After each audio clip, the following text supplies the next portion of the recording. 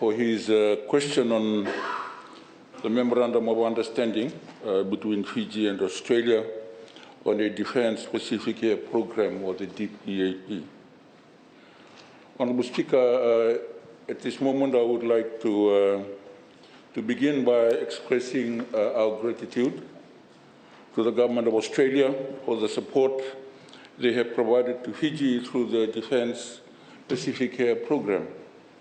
This exemplifies the cooperation that we share under the renewed Wawale Partnership in the areas of defence and security and the strong bonds between our two nations.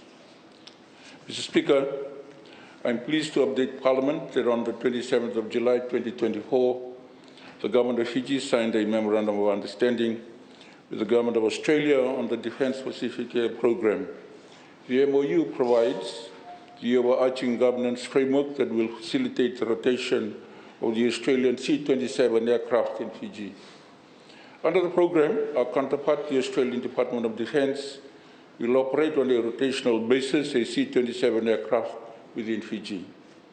The aircraft undertakes a whole range of taskings that are requested by the different government ministries.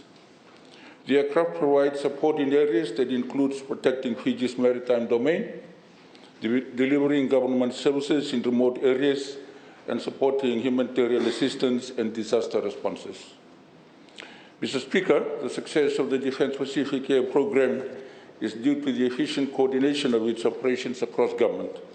It is truly a whole-of-government exercise coordinated through my ministry. This year, a total of 12 government agencies have utilised the aircraft to support their activities. This includes the Ministry of Health and Medical Services, likewise the Ministry of Education, Heritage and Arts. Mr. Speaker, the C-27 has successfully completed 3 rotations in Fiji, with its inception flight in February this year, with the second flight in April and the third in June. Under the programme, there were over 36 flights to areas such as Rotuma, Lambasa, Sausabu, and also to Nandi.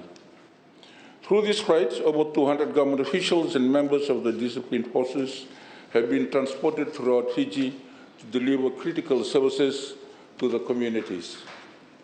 Key activities include providing emergency medical care, maintenance and repairs to our schools and hospitals, plus the engineering assessment of our critical infrastructure to ensure Fijians remain safe.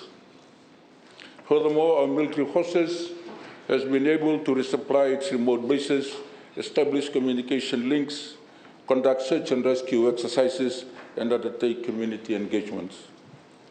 Moreover, 5 maritime aerial patrols have been conducted for the surveillance of our vast exclusive economic zone and disrupt illegal fishing, identify suspect vessels, and respond to maritime hazards and pollution.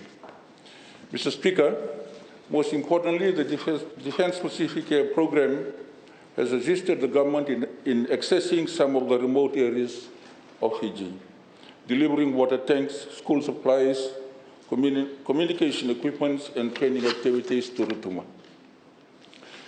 Mr. Speaker, I am pleased to inform this August House that the 4th rotation commenced on Monday, the 5th of August, and is scheduled to conclude on the 17th of August, so the plane is in Nosori right now. This morning, the aircraft transported the Ministry of Education and Maritime Safety Authority of Fiji personnel to Rotuma. Mr. Speaker, I would like to highlight that the rotations present valuable learning and development opportunities for Fijian government personnel. These rotations enable our personnel to gain diverse experiences, broaden their skills, and contribute to their overall professional growth and effectiveness in serving our nation. We will carefully assess the results and the findings from each rotation to inform and shape future considerations aimed at strengthening and advancing our potential future air capabilities. And to conclude, Mr. Speaker, I wish to emphasize that this August House that security continues to be a top priority for the Fijian government. We are committed to working closely with our development partners, such as the Government of Australia, to enhance our defence capabilities and maritime security. Thank you, Honourable Speaker.